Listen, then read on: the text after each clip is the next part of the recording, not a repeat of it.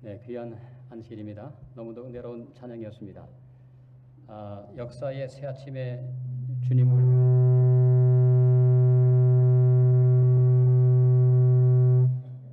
역사의 새 아침에 주님을 만나겠다는 참 아름다운 찬양이었죠.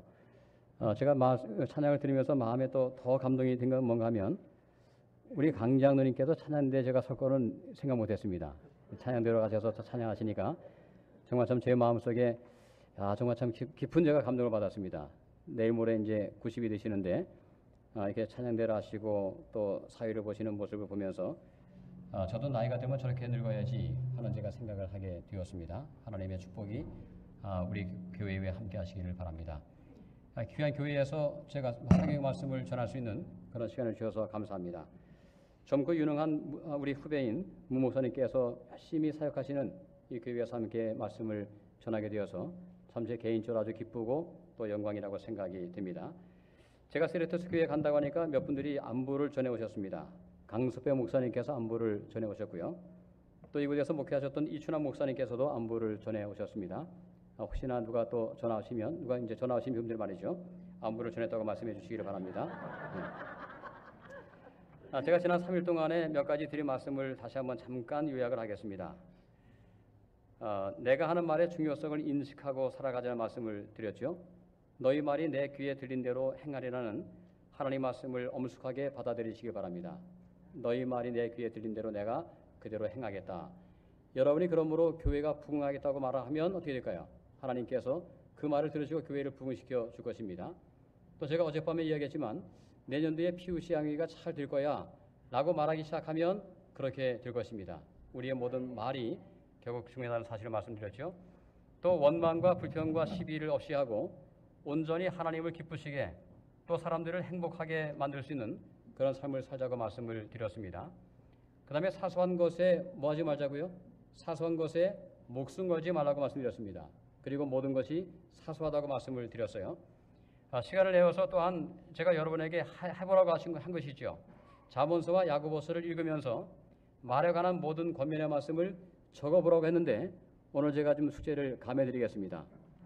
적어보는 것이 아니고 그냥 읽다 말이죠. 그런 말씀이 있으면 밑줄을 한번 그어보시기 바랍니다. 밑줄.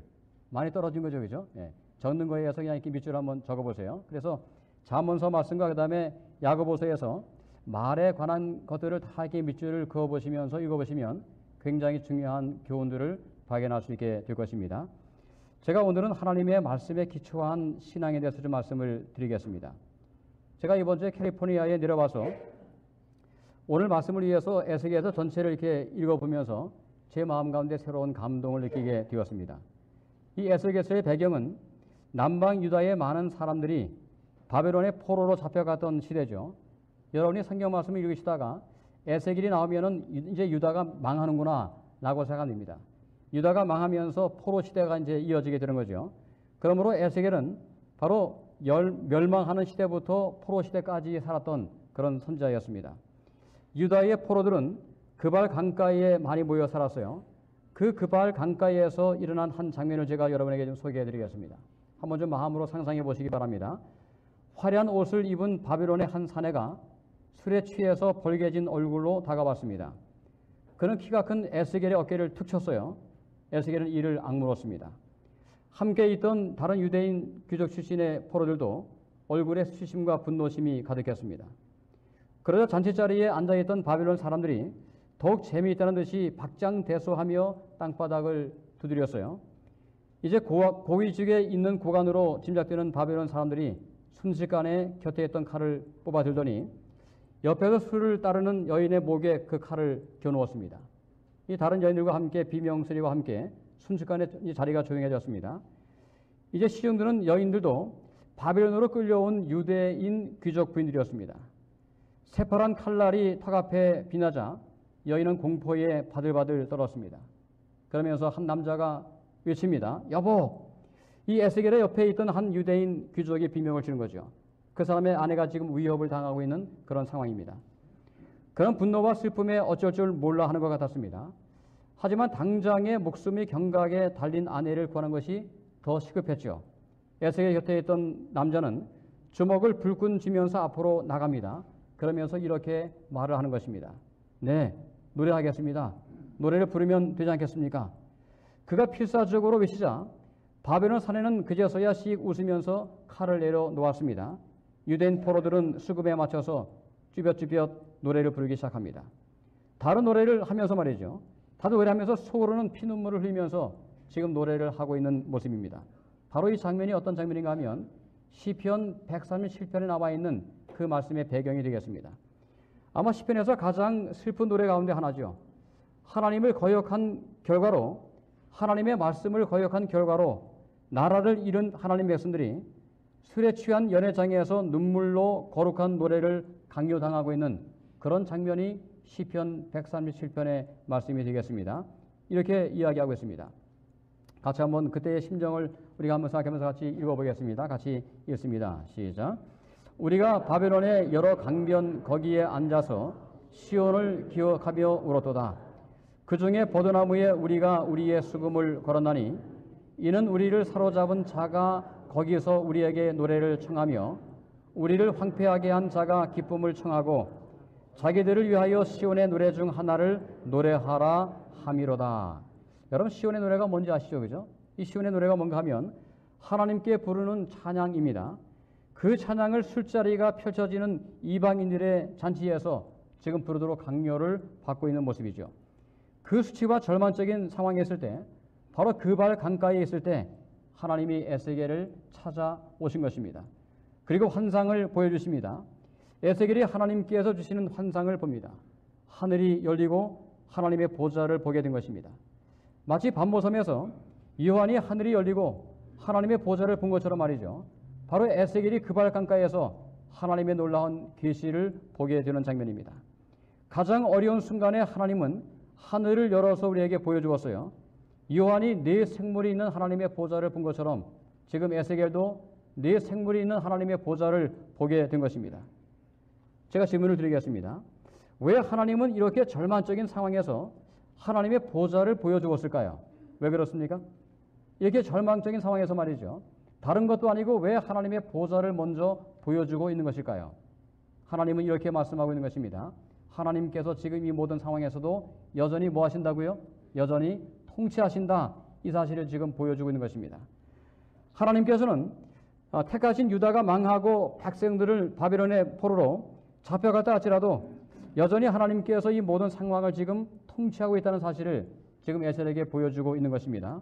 여전히 하늘이 열려 있는 것입니다. 하늘이 우리에게 닫혀 있다면 그건 절망을 의미합니다. 하지만 하늘이 지금 이 순간도 우리에게 열려 있다면, 하늘이 우리의 가정을 향해서 열려 있다면, 하늘이 우리의 교회를 향해서 열려 있다면 이것은 하나님께서 우리의 교회를 향해서 역사하고 있다는, 우리의 삶 가운데 개입하신다는 그런 놀라운 말씀으로 이해할 수 있게 되는 것입니다. 여러분, 에스겔이 태어난 당시의 유다는 전 세계의 패권을 놓고 다투던 강대국들 사이에 있었던 낀 작은 나라였습니다. 여기 이제 보시면 알겠지만 여기가 지금 이스라엘이죠. 옆에는 강력한 나라인 애굽이 있습니다. 그 다음에 위에는 아수르 제국이 있고요. 그 다음에 이제 신흥 제국인 바벨론이 지금 이제 있는 이러한 가운데 지금 끼어 있는 나라였어요. 이제 북방 이스라엘을 멸망시킨 아수르가 드디어 이제 바벨론에 의해서 멸망을 당합니다. 그리고 바벨론이 이스라엘을 지금 쳐들어오게 된 거죠. 마침내 최후의 승자가 된 바벨론은 예루살렘을 초토화시키면서 유다의 수많은 왕족과 귀족과 종교 지도자들까지도 바벨론으로 포로로 잡아가게 되었습니다. 당시에 25세였던 에스겔도 바로 그 상황에서 첫 번째로 끌려갔던 포로 가운데 있었던 사람이죠. 이렇게 끌려간 에스겔은 다른 포로들과 함께 20년이 넘는 세월을 바벨론에서 포로로 지낸 것입니다. 나라가 망하면서 그의 꿈은 다 사라지게 되었습니다. 그는 그의 아버지가 제사장이었습니다. 아주 훌륭한 분이었어요. 그러므로 이 에스겔도 어려서부터 마음속에 깊은 영성을 가지고 살았던 사람입니다. 청년이지만 지혜로운 처신 때문에 이미 사람들의 존경을 한 몸에 받고 있었던 그런 엘리트 종교 지도자죠. 아름답고 거룩한 예루살렘 성전에서 하나님의 백성들을 이끌 영적인 지도자로서 장래가 탄탄하게 보장되었던 사람이었습니다. 하지만 그의 꿈을 펼쳐보기도 전에 말이죠. 지금 예루살렘은 잿더미가 되었고 성전은 파괴가 되었고 나라가 망하게 된 것입니다. 그리고 지금 에스겔은 이방의 우상들로 가득 찬 바벨론에 잡혀오게 된 것입니다. 근데 그가 이제 바벨론에 있는 동안에 몇 가지 슬픈 소식이 들려왔습니다. 그 중에 한 가지가 뭔가 하면 여러분 유다의 마지막 왕의 이름이 누군지 아십니까? 유다의 마지막 왕이 시드기야죠. 그 시드기야가 말이죠. 두 눈이 뽑혀가지고 포로로 끌려온 사실을 이제 듣게 되었습니다. 얼마나 절망입니까? 왕이 눈이 뽑혀서 지금 포로가 되어온 것입니다. 설상가상으로 사라는 그의 아내가 홀로 이제 세상을 떠나게 됩니다. 조국을 떠나서 포로로 잡혀온 지 15년이 되었을 때에 이제 40대가 된 거죠. 에스겔은 그야말로 남은 것이 없었습니다. 나라도 잃어버렸습니다. 아내가 죽었습니다. 가족도 없는 것입니다. 그에게 지금 무슨 희망이 있을까요? 하지만 하나님은 인간이 가장 절망적인 상황에 있을 때 외면하지 아니하시고 개입을 하십니다. 오늘 이 사실을 마음속에 기억하시기 바랍니다. 우리가 가장 어려운 순간에 하나님은 여전히 하늘을 열어놓으셨습니까? 여러분 지금 하늘은 열려 있습니까? 닫혀 있습니까? 하늘이 열려 있음을 인해서 하나님께 감사할 수 있게 되기를 바랍니다. 여전히 하나님께서 우리의 삶 가운데 개입하시고 역사하는 것입니다. 에스겔은 많은 환상을 보았습니다. 그러면 그를 환상의 선지자라고 부릅니다. 근데 오늘 제가 특별하게 주목하고 싶은 환상의 한 장면이 있습니다. 죽은 사람들의 마른 뼈로 가득한 그런 무덤이 있었던 골짜기였죠. 하나님께서 가지고 계신 그 선하신 계획을 보여주기 위해서 하나님은 마른 뼈들이 가득 차 있는 골짜기로 에스겔을 인도하고 있습니다. 왜 하나님은 이렇게 음산한 곳으로 에스겔을 데리고 갔을까요? 한번 상상을 해보시기 바랍니다. 넓은 골짜기를 가득 메우고 있는 사람들의 뼈가 지금 사방에 흩어져 있습니다. 매장되지 못한 채 오랜 세월 동안 비바람에 씻기고 뜨거운 햇볕에 노출이 되어서 아주 마른 뼈가 되었습니다. 마른 뼈가 되었어요. 이것은 유다 상황을 보여주는 장면이죠. 생명력이 사라진 나라였습니다. 생기가 없이 망해버린 그런 유다 나라를 표상하기 위해서 그런 마른 뼈의 환상을 지금 보여주고 있는 것입니다. 제가 어제 오후에 제 딸의 도움으로 로마린다 대학의 해부 실습실에 이렇게 한번 들어가 보게 되었습니다. 아주 수십 구의 시체가 이렇게 이제 누워 있는 모습이었습니다. 다 포대기로 이렇게 덮어 씌워놨어요. 근데 제 딸이 성큼성큼 가더니 제게 물어보지도 않고 한 그 시체의 지퍼를 이렇게 확 내렸습니다. 그러니까 한 여자분이 이렇게 이제 누워 있는 거죠. 끔찍한 모습이었습니다. 여전히 살이 있는 모습들이죠. 온몸이 학생들에 의해서 해부되어 있는 그런 이제 모습이 이렇게 눈에 들어왔습니다. 하지만 지금 에스겔이 본 모습은 시체가 아니고 바짝 마른 뼈라고 이렇게 이야기합니다. 함께 이 말씀을 잠깐 좀 보겠습니다. 나를 그 뼈 사방으로 지나가게 하시기로 본즉 그 골짜기 지면에 뼈가 심이 많고 어떻게 되었다고요? 아주 말랐다고 말씀하고 있습니다. 아주 말랐습니다. 하나님께서 에스겔에게 보여준 그 광경은 바로 유대 나라 상황이었습니다. 인간적으로 볼 때 아무런 소망이 없는 상황이죠. 절망적인 상황을 지금 묘사하고 있는 것입니다. 오늘 우리도 종교 살면서 이러한 느낌을 받을 때가 있습니까? 마치 내가 아무런 지금 힘이 없다. 교회가 힘이 없다. 아마 이러한 느낌을 종종 받을 때도 있습니다. 소생되기 어려운 느낌을 받을 때가 종종 있는 것입니다. 지금 하나님은 에스겔에게 보여주고 있습니다. 내 스스로 구원은 없다. 내 조국은 멸망했다. 현실은 절망이다. 하나님은 때로 가혹하게 우리의 실상을 말하십니까? 때로 가혹할 만큼 정확하게 우리의 실상을 보여주기도 하십니다. 어쩌면 이것이 오늘 미주 교회의 현실일 수도 있습니다. 지금 젊은이들이 많이 교회를 떠나가고 있어요. 많은 교회가 분쟁과 분열 속에 있습니다. 하나님의 음성보다는 사람의 말소리가 더 큰 교회가 종종 있는 것을 보게 됩니다. 영성은 사라지고 있습니다. 깊은 영성은 사라지고요. 그 다음에 깨끗한 그러한 마음도 사라지고 있습니다. 그러면서 하나님은 에스겔에게 이렇게 묻습니다. 함께 이 말씀을 같이 한번 읽어보실까요? 같이 읽습니다. 시작. 그가 내게 이르시되 인자야 이 뼈들이 능히 살 수 있겠느냐 하시기로 내가 대답하되 주 여호와여 주께서 아시나이다. 지금 하나님이 전혀 엉뚱한 질문을 하십니다. 그죠? 아주 바짝 마른 뼈들을 가리키면서 이 뼈들이 능히 살아날 수 있겠냐고 물어보십니다. 아픈 사람도 아니고 말이죠. 마른 뼈가 되어버린 사람들이 살 수 있겠냐고 물으십니다. 이 질문에 대해서 에스겔은 어떻게 답을 했습니까? 매우 지혜롭게 답을 했습니다. 어떻게 답을 했어요? 주께서 아십니다. 예? 이건 무슨 말씀일까요? 그저 하나님께서 알아서 하시겠죠. 이렇게 지금 이제 말씀하고 있는 것입니다.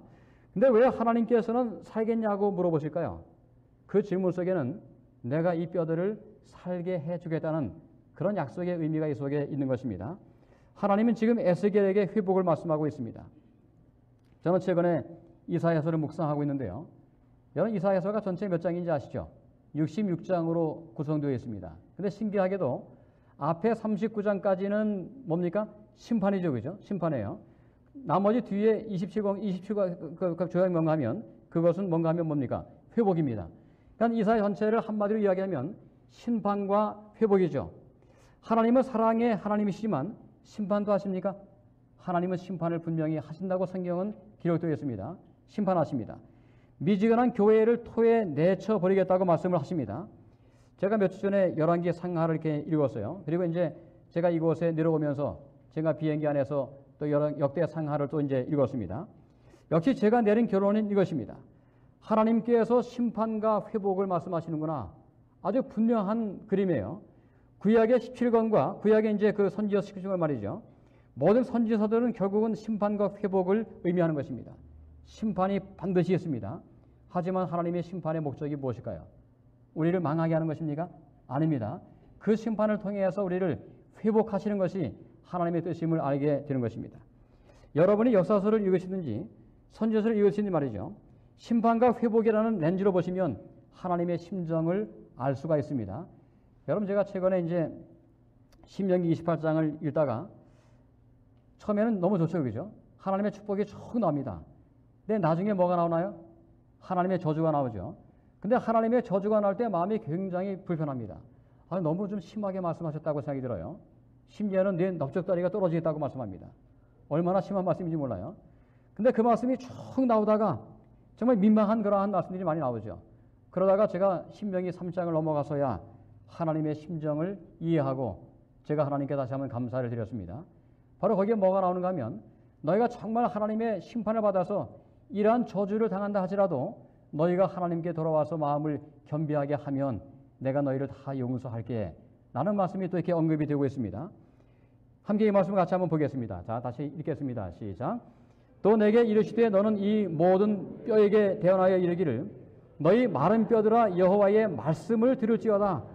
주 여호와께서 이 뼈들에게 이같이 말씀하시기를 내가 생기를 너희에게 들어가게 하리니 너희가 살아나리라. 너희 위에 힘줄을 두고 살을 입히고 가죽으로 덮고 너희 속에 생기를 넣으리니 너희가 살아나리라. 또 내가 여호와인 줄 너희가 알리라 하셨다 하라. 그 다음에요.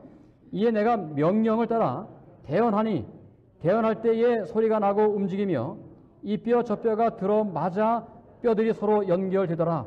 내가 또 보니 그 뼈에 힘줄이 생기고 살이 오르며 그 위에 가죽이 덮이나 그 속에는 생기는 없더라. 참 놀라운 장면이죠. 그죠? 지금 머릿속에 상상이 되십니까? 어떤 모습인지. 하나님의 말씀이 마른 뼈에게 선포가 되어지더니 어떤 일이 벌어졌습니까? 사방에 흩어져 있던 뼈들이 서로 연결되기 시작합니다. 뼈들의 힘줄이 생겨나기 시작하고요. 근육이 이제 붙기 시작하더니 살이 오르면서 그 위에 가죽이 덮이는 일이 벌어집니다. 아마도 사람이 죽어서 부패되어지는 그런 현상과 정반대의 모습이죠. 그죠? 사람이 이제 죽어서 부패가 되어 가겠죠. 근데 그런 모습과 정반대의 현상이 지금 벌어지고 있습니다. 하지만 아직 생기는 없다고 말씀했습니다. 이 장면을 통해서 지금 하나님께서 에스겔에게 보여주고자 하시는 뜻이 무엇일까요? 이것이 매우 중요한 하나의 기별입니다. 말씀을 통해서 마른 뼈같이 되어버린 개인과 가정과 교회가 소생이 되겠다는 얘기죠. 그죠? 다시 살아날 수 있는 그런 부흥의 역사가 가능하다고 말씀하고 있는 것입니다. 우리 이것을 부흥이라고 이야기합니다. 부흥의 뜻이 뭡니까? 다시 살아나는 거죠. 아마 제가 볼 때 과거에 지금도 이제 이 교회가 참 이렇게 부흥되지만 말이죠. 과거에 언젠가 이 교회가 굉장히 아주 이 지역사회에서 컸던 그런 제가 기억을 이제 가고 있습니다. 세대서 교회 하면 그저 아주 참 좋은 교회라는 제가 말을 참 많이 과거에 들었어요.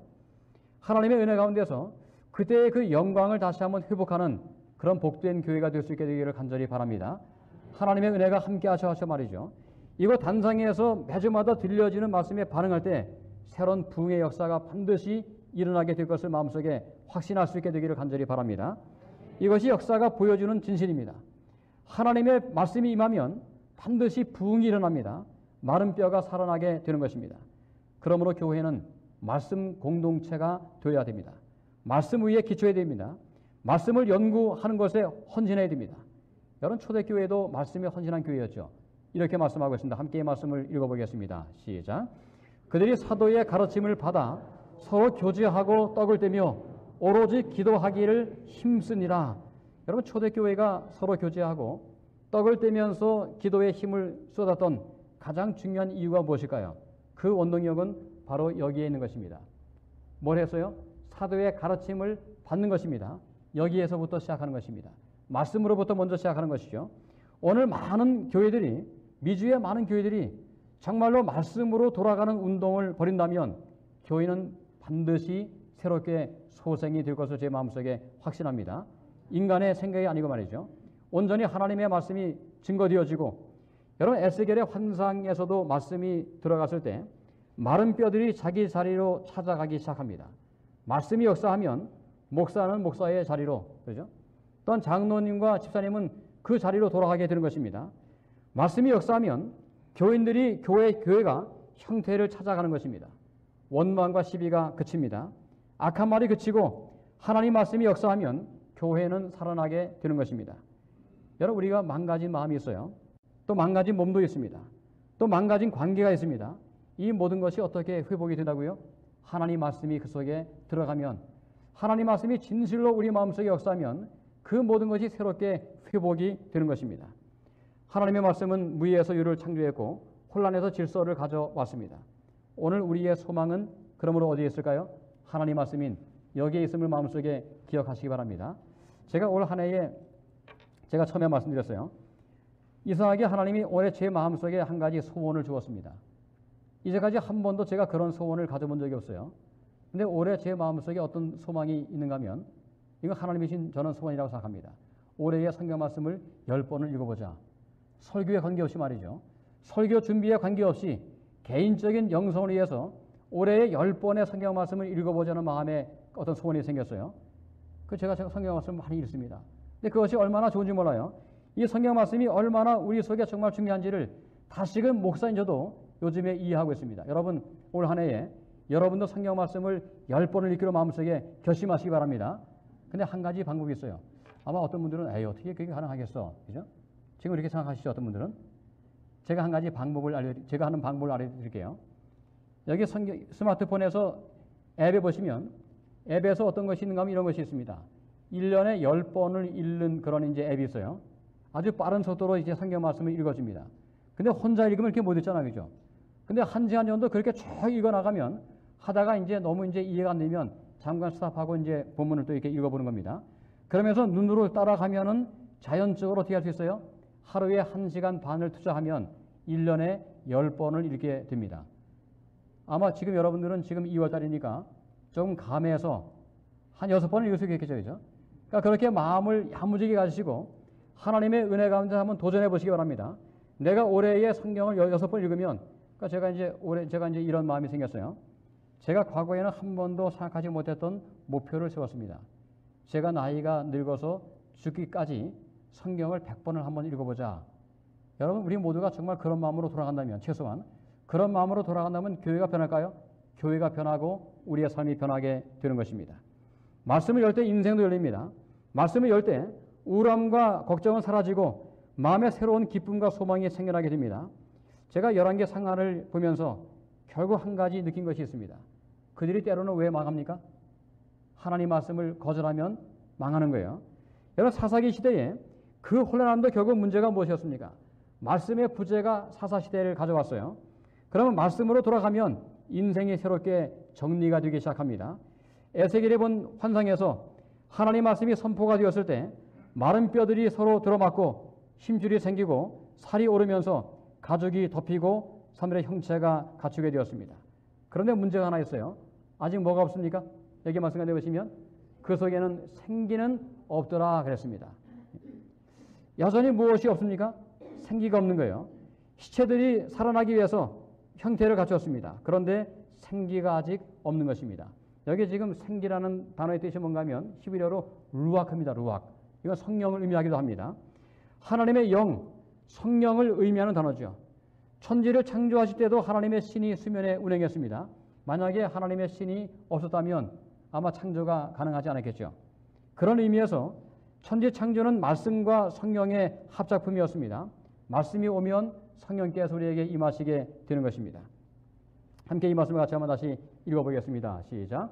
또 내게 이르시되 인자야 너는 생기를 향하여 대언하라. 생기에게 대언하여 이르시기를 주 여호와께서 이같이 말씀하시기를 생기야 사방에서부터 와서 이 죽음을 당한 자에게 불어서 살아나게 하라 하셨다 하라 그랬습니다. 바로 성령께서 우리 속에 들어오는 역사가 일어나는 모습이죠. 인간의 방법이 아닙니다. 성령의 바람이 불면 우리의 개인과 가정과 교회에 새로운 역사가 일어나게 되는 것입니다. 뼈는 분리가 되어 있는 것이죠. 분열되어 있습니다. 함께 정렬되어 있는 것이 아니고 사방에 나뉘어 있습니다. 하지만 하나님의 교회가 말씀과 성령이 임하시면 함께 뼈들이 모이면서 하나가 되어지는 그런 모습을 이제 갖추게 되는 것입니다. 여러분, 많은 교회가 이제 다툼이 있어요. 제가 이제 이렇게 많이 들려옵니다. 그런데 그 다툼의 이유가 무엇일까요? 어떤 교회는 제가 종종 이렇게 많이 이야기합니다. 사람에게도 인격이 있습니다. 그렇죠? 근데 교회에도 인격이 있습니까? 교회는 교격이라고 얘기하나요? 어떤 교회도 나름대로의 격이 있어요. 그죠? 교회도 나름대로 문화가 있습니다. 만나면 행복한 교회가 있고요. 만나면 다투는 교회가 있습니다. 근데 다툼이 어디에서 올까요? 성경은 이렇게 말씀하고 있습니다. 함께 이 말씀을 읽어보겠습니다. 시작. 무리에게서 스스로 나뉘는 자는 자기 소욕을 따르는 자라 온갖 참 지혜를 배척하느니라. 미련한 자는 명철을 기뻐하지 아니하고 자기의 의사를 드러내기만 기뻐하느니라. 특별히 이 2절 말씀을 꼭 기억하시기 바랍니다. 미련한 사람은 어떤 사람이라고요? 다른 사람의 말을 잘 들어보는 것이 아니고 뭐예요? 자기의 의사만 드러내기를 기뻐한다고 말씀합니다. 여러분, 다른 사람의 말을 잘 들어보면 그러면 다툴 일이 있을까요? 없습니다. 그죠? 근데 상대방이 말하기 전에 같이 말하기 때문에 다툼이 일어나는 거죠. 또 이렇게 말씀하고 있습니다. 미련한 자의 입술은 다툼을 일으키고 그 입은 매를 자청하느니라. 이런 현상을 한마디로 요약하면 교만이라고 하는 것입니다. 여러분, 성령께서 임하시면 우리 마음에 새로운 겸손함이 생겨나게 됩니다. 그리고 자기의 음성을 높이는 것이 아니고 상대방의 말에 관심을 갖기 시작합니다. 이것이 교회의 문화를 새롭게 바꾸는 모습이죠. 성령께서 역사하시면 혼잡한 대신에 질서가 생겨나게 됩니다. 언어의 기적이 일어납니다. 여러분, 오순절 성령 때 어떤 기적이 일어났습니까? 서로 대화가 통하는 거죠. 그죠? 바로 성령께서 임하시면 대화가 통하기 시작합니다. 함께 이 말씀을 같이 읽어봅니다. 같이 읽습니다. 시작. 이에 내가 그 명령대로 대언하였더니 생기가 그들에게 들어가매 그들이 곧 살아나서 극히 큰 군대를 이뤘다고 말씀합니다. 여러분, 상상이 되십니까? 다 흩어져서 마른 뼈가 말이죠. 지금 뭐가 되었어요? 살아있는 아주 강력한 군대가 되었습니다. 오늘 제가 이렇게 여러분에게 여쭤보겠습니다. 오늘 이 교회는 살아있는 군대가 맞습니까? 아니, 마른 뼈입니까? 마른 뼈는 아니죠. 그죠? 하나님의 은혜 가운데서 하나님의 말씀과 그 다음에 하나님의 성령께서 함께 하심으로 이 교회가 하나님의 극히 큰 군대가 되시기를 간절히 바랍니다. 강력한 군대가 되는 거죠. 어쩌다 유다는 마른 뼈가 되었을까요? 말씀을 멀리하고 말씀을 경시하고 교만하여 자신을 신으로 섬겼기 때문입니다. 성령의 감화에 복종하는 대신에 자신의 감정을 내세웠습니다. 그러면 마른 뼈가 되는 것이죠. 함께 이 말씀을 같이 한번 좀 읽어보겠습니다. 같이 읽습니다. 시작. 오직 여호와는 그 성전에 계시니 온 천하는 그 앞에서 잠잠할지니라. 제가 처음에 교회에 들어와서 제가 중학교 이제 3학년 때 제가 충격 기도주의를 이제 이렇게 들으면서 제 마음에 감동을 받았습니다. 특별히 어떤 설교였는가 하면 탕자의 비유를 제가 들으면서 하나님이 이렇게 좋은 분이라면 내가 하나님을 모시고 살아야지 하는 생각이 제 마음속에 들어오게 되었습니다.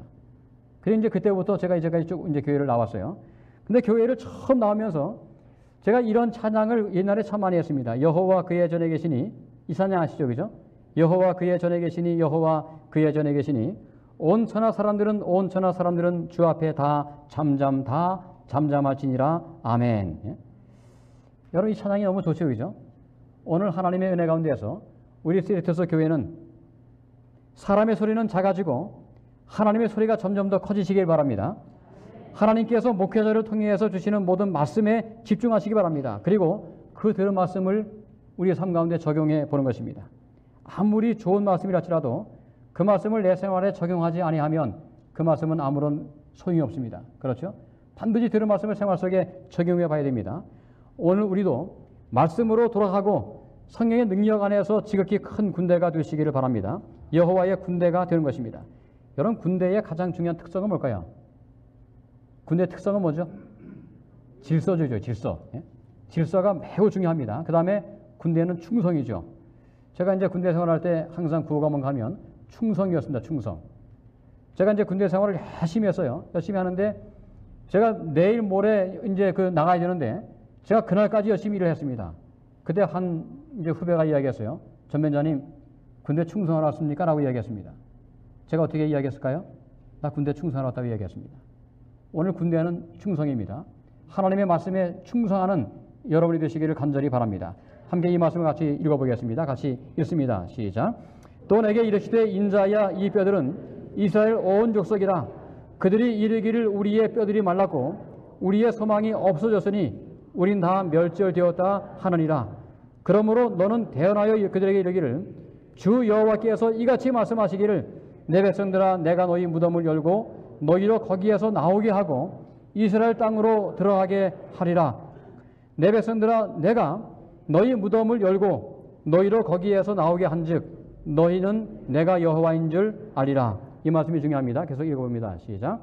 내가 또 내 영을 너희 속에 두어 너희가 살아나게 하고 내가 또 너희를 너희 고국 땅에 두리니 나 여호와가 그 일을 말하고 이룬 줄을 너희가 알리라. 여호와의 말씀이니라.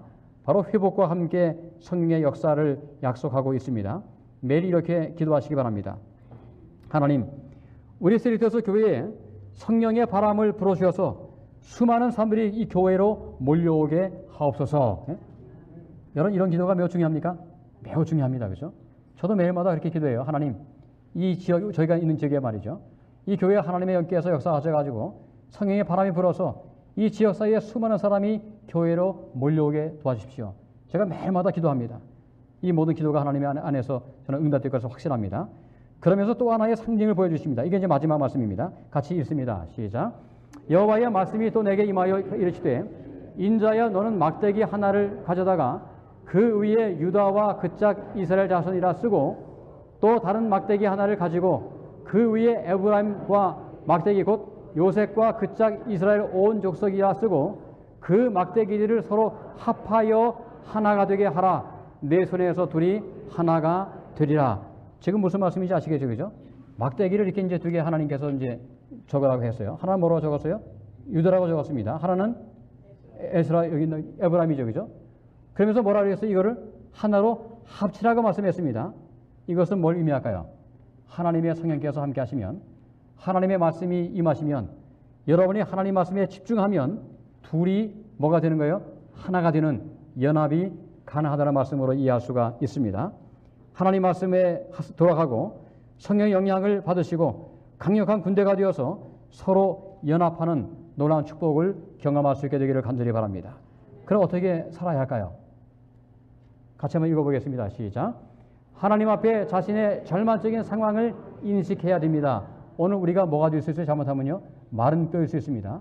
그러므로 하나님께 간절하게 기도해야 되겠죠. 두 번째, 하나님의 말씀만이 우리를 소생시킬 수 있음을 기억하고 말씀으로 돌아가시기 바랍니다. 그렇게 하시겠습니까? 하나님 말씀으로 돌아가시기 바랍니다. 사람의 생각이 아니죠. 그죠? 사람의 말이 아닙니다. 하나님 말씀으로 돌아가야 됩니다. 세 번째입니다. 성령의 바람이 아니면, 성령의 역사가 아니면 우리는 생기를 회복할 수가 없습니다. 다른 것이 아니에요. 바로 성령을 위해서 하나님께 간구할 수 있게 되길 바랍니다. 하나님, 이 교회에 성령의 바람이 불어오기를 원합니다. 오늘 우리의 가정에, 오늘 제 마음속에 사람의 감정이 아니고 말이죠. 성령의 바람이 불어올 수 있도록 도와주세요.